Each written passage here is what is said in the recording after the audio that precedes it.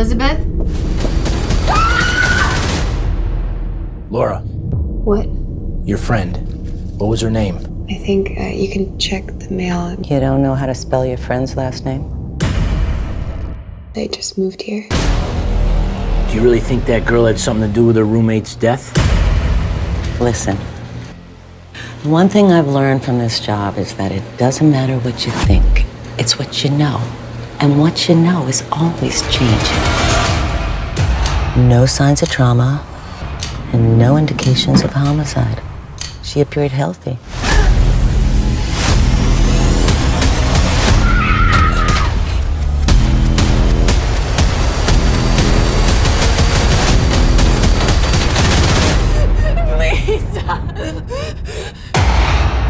Boom, there you go. That was the trailer for Dead Girl in Apartment 3. I'm Kuya P. This is Nerds Rule the World. And as you see on the screen, I have a special guest, the writer-director of Dead Girl in Apartment 3, Kurtis Spieler. How are you, sir? Good. How's everybody doing? I am well, man. I'm so excited. Thank you for taking time. I know we're in crazy pandemic times, but I think amazing entertainment, horror thrillers like this is what we need to get out of the gloom state that we're in because of the way the world is right now. Oh, I agree. Yeah. Long live horror, right? Heck yeah. So thank you for helping us with our sadness. So tell me all about Dead Girl in Apartment 3. We just checked out the trailer. I enjoyed that. It provokes me to like, man, I want to watch this. I'm thankful I have the screener before a lot of y'all will get it. So I will actually do a review on that when I have the time. But for all you guys, when it drops, it's going to come out on August 9th on digital platforms. And it will be also on special edition Blu-ray and DVD on November 22nd from Wild Eye Releasing. Congrats on that. Thank you. Kurtis. So it's now coming out to the world. How did this germ of an idea happen to create Dead Girl in Apartment 3? Well, yeah, actually, it's kind of interesting. So I didn't actually intend to make this movie. This is not what I set out to originally do, although I'm happy that this is the movie that came out. But so initially, I have a producing partner, Nick Papazoglu, who I've made several films with before. And then we met up with another local filmmaker in Connecticut, which is where I'm from. And his name was Frank Wibby. And the three of us decided to do a project together. I actually wrote a script around a very particular location. And at the time we had access to that location and we raised the money and we were getting things going. And then we were having issues with the location and we ended up having to scrap that project just because the script was tailored specifically to that location. So now we sort of had scraped together the money. And so we're like, okay, well, we have the money to shoot a project. Let's keep going at least and do something. So we were trying to figure out what to do. And Frank's family had access to some properties and he took me to this apartment, showed me the apartment and said, hey, do you think we could use this for anything? And I was in there and, you know, for anybody who's seen the movie, there's a scene where Laura, who's the main character, she's on the telephone, and I won't explain everything, although it may be in the trailer, but something kind of creepy happens, and that image came into my mind while I was standing in the apartment, and I was like, wow. you know what, I think we can do something in here, and I've been working in the low budget feature world for a little while. And so, I'm kind of used to writing things that take place usually in confined locations, but I like the idea of making something that almost entirely took place inside of an apartment. So anyway, long story short, I, put pen to paper and I banged out the first draft of the script in like a couple weeks, showed it to the guys. They were good to go. So I did a couple more drafts. We went right into pre-production and we were shooting a couple months later. So, yo, I love that. And I think I told you earlier, I'm an independent filmmaker as well. And, saving on locations, helps out, especially when you have no budget. So the guerrilla filmmaker me is loving this. And then just still, it didn't work out here. Let's do something else. Let's keep this motivation, this energy. Let's still create. And y'all did it. I love it. I love it. Which before I go on that. So is that script still something you're going to do down the line? maybe?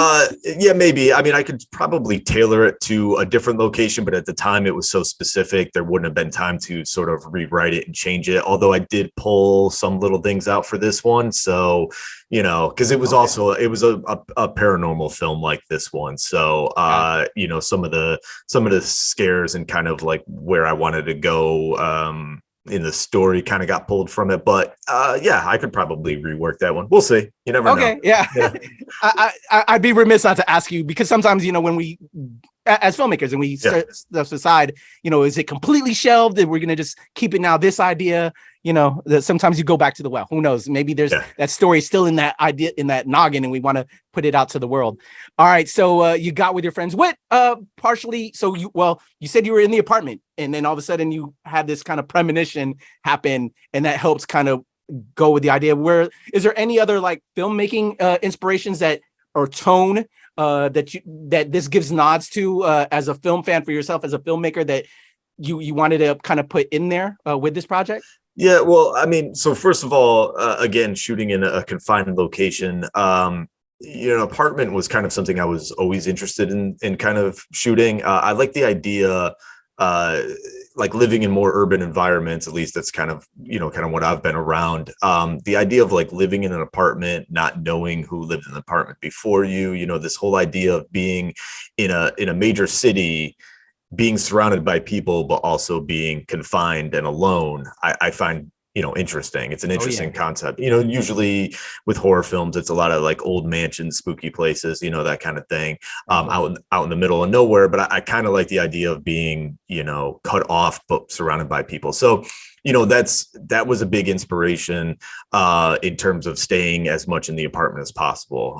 We go out here and there for some of the other characters, but Laura, who's the main character in the movie, it's her journey, it's her in the apartment. So that was kind of the overall idea, and I kind of wanted to do something that was a little bit slower paced in terms of like the camera work and not make it chaotic or whatever. So the camera work is very planned out, very like methodical, and I just kind of used like the classic ghost story as an inspiration, but just try to kind of update it and do this more modern city spin on it, if you will.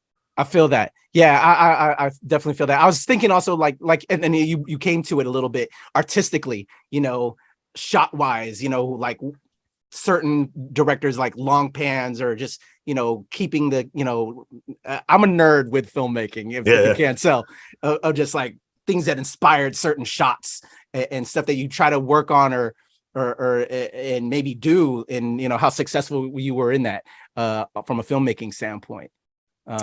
Anything you can think of there that you tried to do or wanted to introduce, do something different than you haven't seen before? Yeah, well, again, so I had made a bunch of shorts leading up to this, but then I had done 2 feature films that I had wrote and directed myself prior to this one, and both of those were the first one, Sheepskin, it was a little more handheld and chaotic. And then the second one, The Devil's Well, was a found footage movie. So awesome. After coming off of found footage, I wanted to get back to doing something that was very camera focused. And so I decided to slow everything down and make everything more methodical and hold on long shots. And I also thought that would kind of help for the eeriness, because I was just trying to create an atmosphere in this. Yeah, and when you're confined to a small space, I just kind of wanted to let the shots linger. And then, the hard part is like shooting each room, the character Laura, she goes back to the same rooms over and over again. It's like, how are you going to shoot the same room differently? Which that becomes a little bit of a struggle, but luckily my DP, Shannon Madden, she was really good. And so, I leaned on her for a few things. Most of the scares, they were built out ahead of time. But the rest of it, we kind of sort of would feel out on set, and, what would be like a quieter moment with like a slow push in versus, something, that would near the end, when things get a little bit more high energy, the cutting gets a little faster, the camera gets a little looser, but everything leading up to it is a little bit more methodical. So I love it. I love it. Shout out to our DPs. Great DPs always help us look good. Oh yeah. I'm just such a film nerd, man, when it comes to stuff like that. Any lessons learned while doing that too, and trying something different and from that change, from like found footage type stuff where to this, anything for the film cast like myself out there that you'd recommend while doing this project?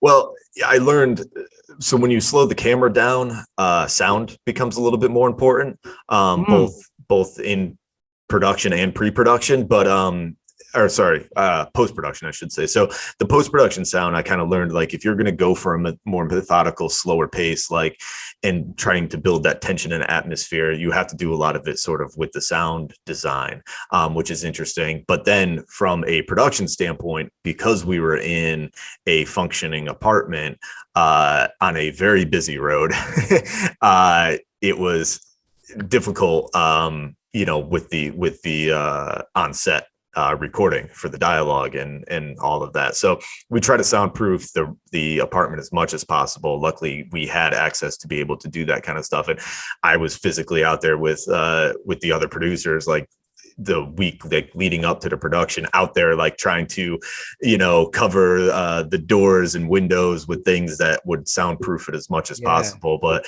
that was a little tricky because you could hear everything outside, the cars, the music, all of that. And luckily we had good sound recordists that helped with that too. So awesome. Well, I can't wait to check it out and see how you masked all of that. I love stuff like this.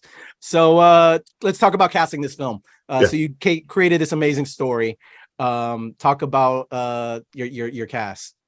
So the star of the movie is Laura Dooling. She was, you might have seen her in Mr. Mercedes.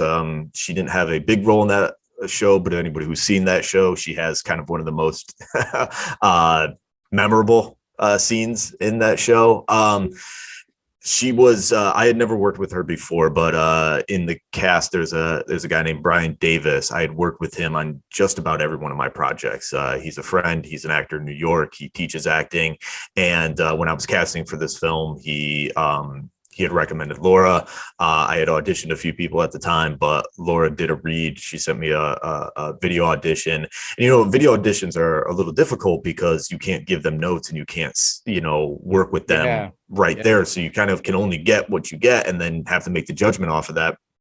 But she nailed it, like right off the top. And so as soon as I saw her audition, I was like, okay, I think we found our Laura. And her name was actually Laura, which is just a coincidence. So I was like, maybe this is a sign, So we casted Laura. That's how she came into this. And again, she kind of carries the movie. I mean, it's mostly her alone in the apartment, which again, from a directing and acting standpoint is a little bit difficult because she didn't really have much to play off of. So, we had a really short shooting schedule. It was about 2 weeks to shoot the whole movie. And I think about 11 days were scheduled for in the apartment. And we had to do all of her scenes. And we were sort of bound by it. This was a SAG film, even though it was like a micro budget production. But so we were kind of bound by the schedule of SAG, which we didn't want to, go into overtime and all that. So, our days were quick, those 8 hours can go by fast, so, so she came in, she was just really prepared. And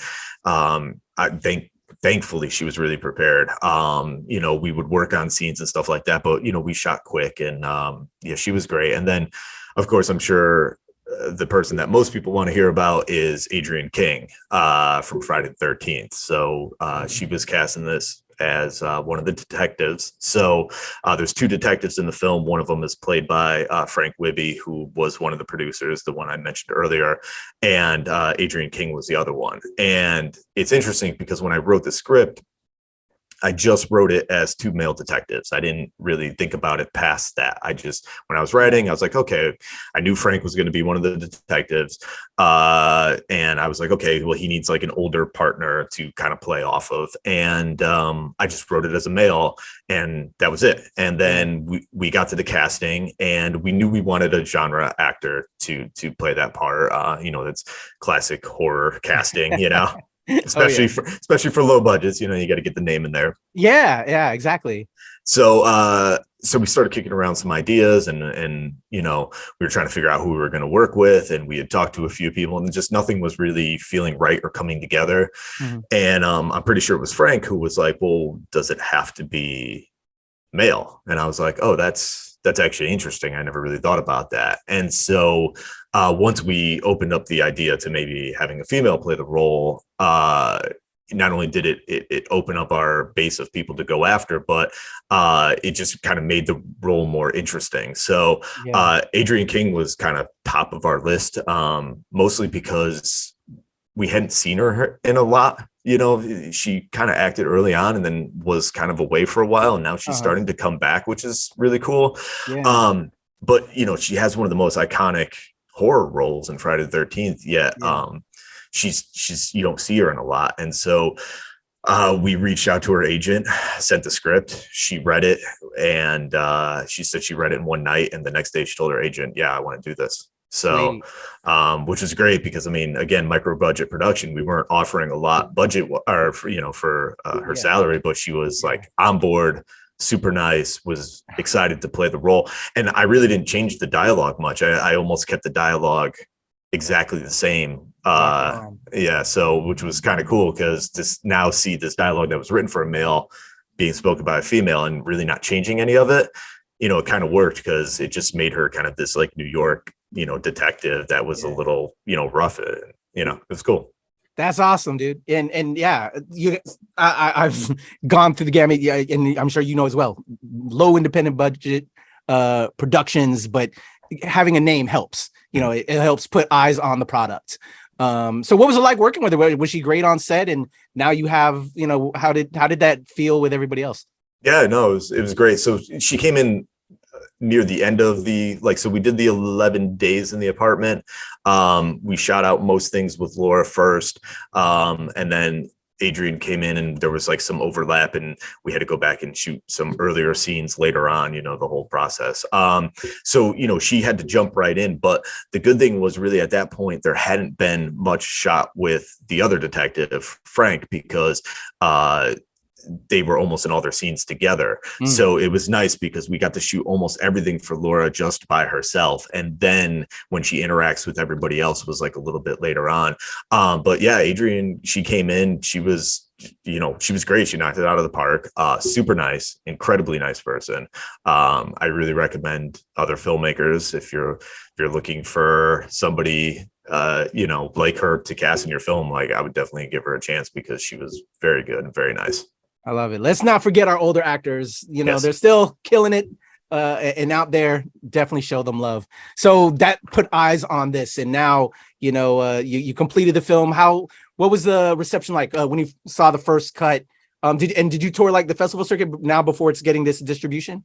No, so I edited it, so I've been involved in it every step of the way. Putting in that work. Yeah. So you know, for me, I'm actually at the point where I'm like, man, I hope this works. This is the first, like, I'm starting to get feedback now, you know, awesome. and it seems to be positive, so that's good.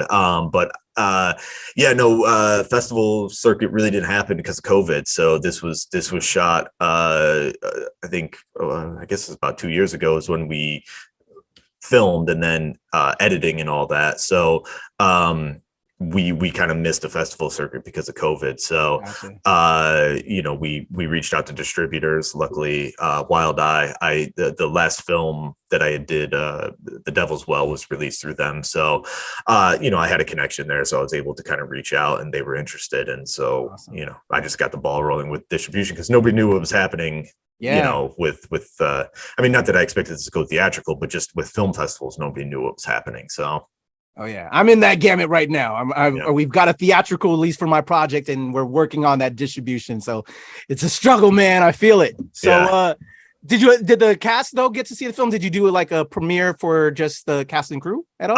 Are they going to see it now, like all of us? Some of them might be seeing it now for the first time. I mean, we sent out like streaming links so that they could check it out. But yeah, no, I think a lot of people are going to see it on streaming for the first time, which is kind of cool. So, all right. Excellent, man. Well, I'm excited. And everybody, if you're checking this out, again, Dead Girl in Apartment 3 drops on August 9th on all digital platforms. And it will have a special Blu-ray and DVD from Wild Eye releasing on November 22nd. You can cop that for Thanksgiving and for Christmas and all that. But go check it out when it drops on digital on August 9th. I'm excited for you, man. Again, I'm a filmmaker cat. that also does this to show love to my other fellow filmmakers.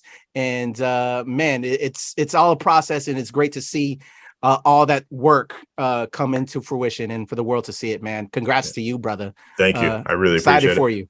Thank you. But before I go, and we kind of talked on this a little bit earlier, New York Ninja. I know you've been getting it with every interview. I learned more about it through the press stuff that I got. I want to bring you on, hopefully, to do it for another time.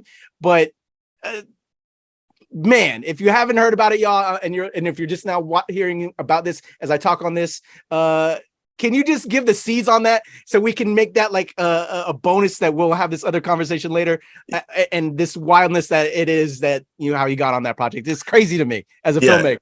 Yeah, no, so I'm actually promoting actually two films at once, New York Ninja and The Dead Girl in Apartment 3.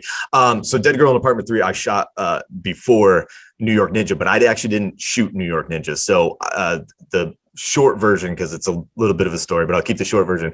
I work for a wonderful company called Vinegar Syndrome, which some of your horror fans may know. They're a film restoration preservation company. We re-release genre films on Blu-ray, well, not DVD really much anymore, but UHD, all that kind of stuff. Anyway, in our film archive, we found these camera rolls for a movie called New York Ninja, which was shot in 1984 and was an abandoned production. It was never finished.